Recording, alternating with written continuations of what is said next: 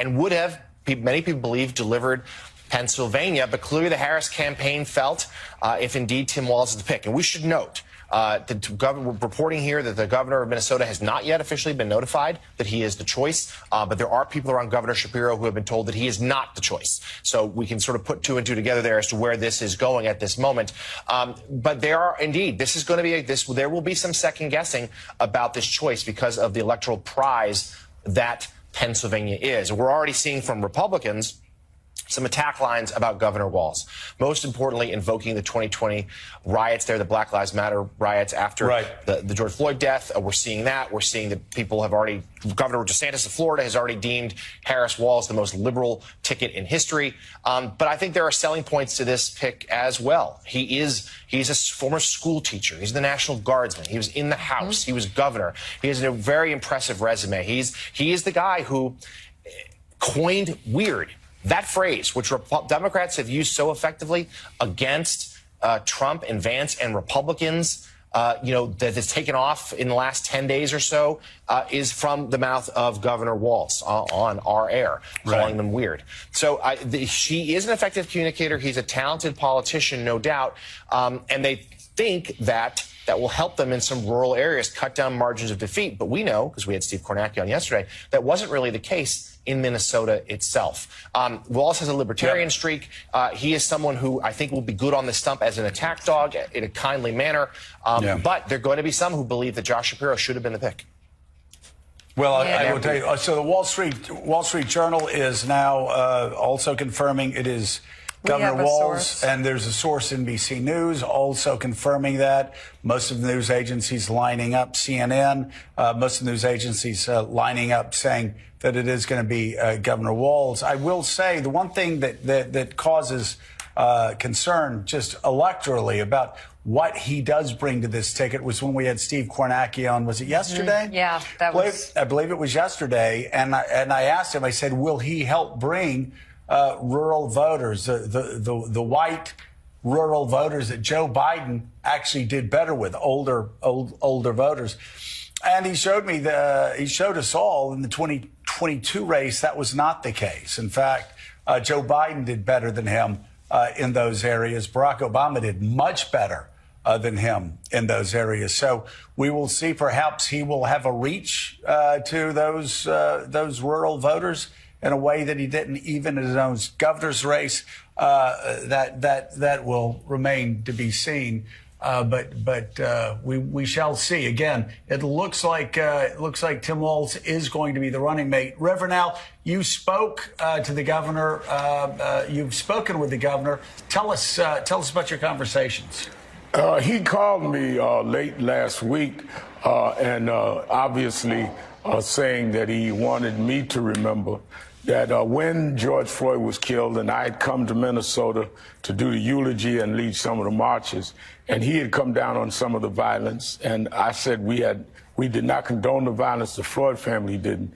And I said to him that there's a lot of distrust with the local DA in Minneapolis. And it was Walz who said, I will appoint the Attorney General of the state, Keith Ellison, to prosecute the case. I am personally convinced if Ellison had not done the case, we may not have gotten the convictions of George Floyd's killers. And that was a call that Walz had made.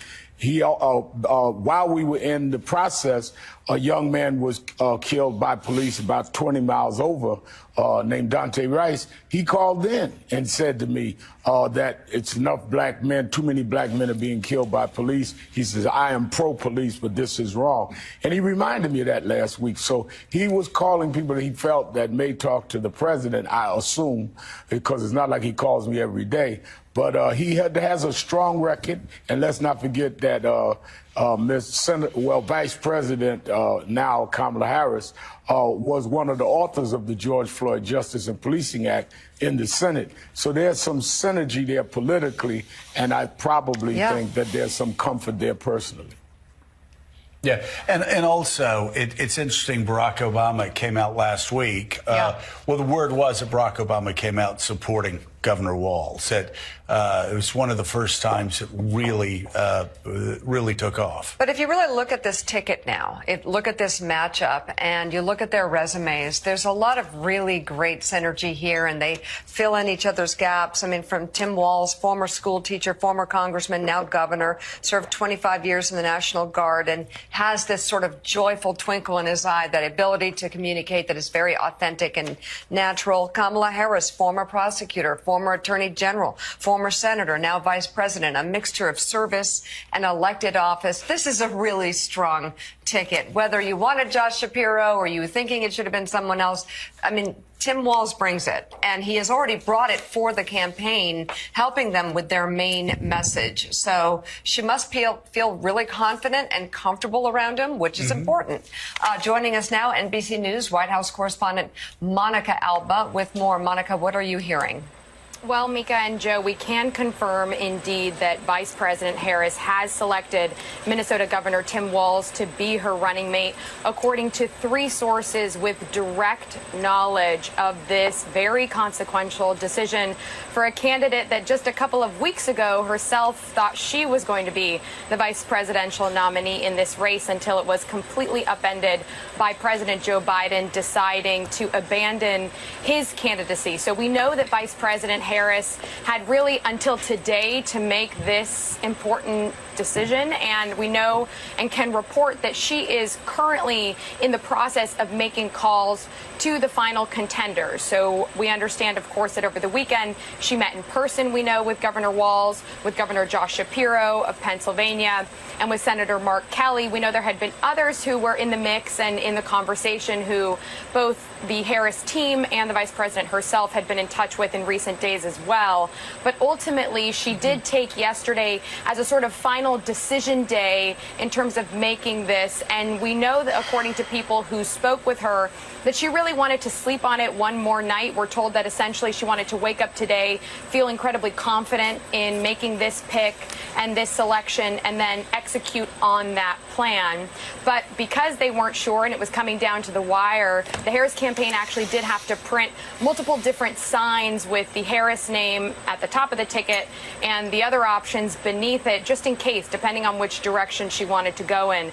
And I can tell you guys a little bit about how Vice President Harris's meeting went, specifically with Governor Walz on Sunday here in Washington, D.C. I'm told that their chemistry was really good, and that was something that was maybe a little bit surprising to the team, because these two didn't know each other very well. They've had certainly interactions and they've been together a couple of times, but there were others on the list who she has spent significantly more time with in the past. So the fact that they seem to get along well was something of significance. And really, by folks who we have talked to and sources that we've been in touch with, there is this sense that Governor Walz is very likable, that he's somebody who can hit it off pretty well with almost anybody. So it seemed that in terms of her priorities, that chemistry aspect was a part of it. She wanted to be sure that this was somebody who could be a good governing partner, that this was somebody who would be very loyal to their mission, to their priorities, to their agenda.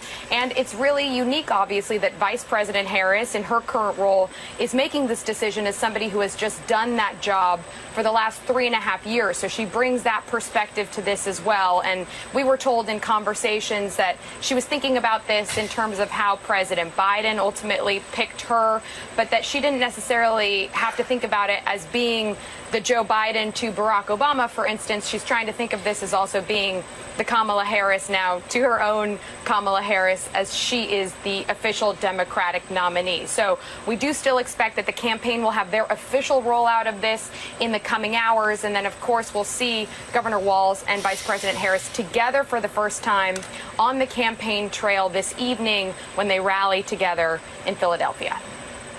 All right, NBC News' Monica Alba, thank you so much. Let's bring in right now. Going to Pennsylvania. That's an important state. Let's bring in right now the co-anchor of CNBC Squawk Box and a columnist for the New York Times, Andrew Sorkin. You know, Andrew, one of the reasons why the Trump campaign feared Josh Shapiro is because of his contacts in the business community. He was actually seen as a moderate. He was okay with progressives as far as in the Democratic Party, but he was seen as a moderate from Pennsylvania. I can't even begin to imagine what the business community is going to think about a progressive. That's the governor's house. I can tell you already. I'm literally. But Andrew, yeah, go ahead.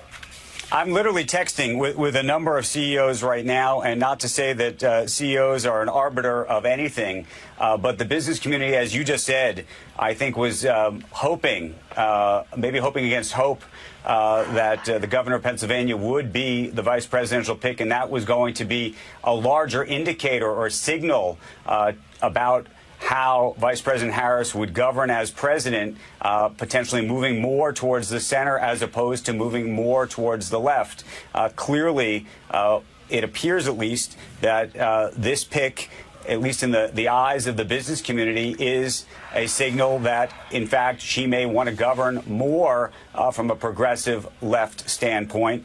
You know, you talked about Shapiro. His stance on fracking, for example, was something that that the business community thought, OK, we can work with him. And given the sort of back and forth now of where Harris has been on fracking, that was going to ultimately help her. I don't think we know enough exactly about this pick's views on certain economic issues. I think you're going to see a lot of deep dives into tax policy and other things that he's pursued. But clearly in this sort of, you know, what is centrist, what's more left, that is the view this morning, at least literally in the minutes that this has been coming out as I've been working my fingers on the phone here. Andrew, and Andrew, politically, I mean, if you just followed what politicians have been saying in the Democratic Party.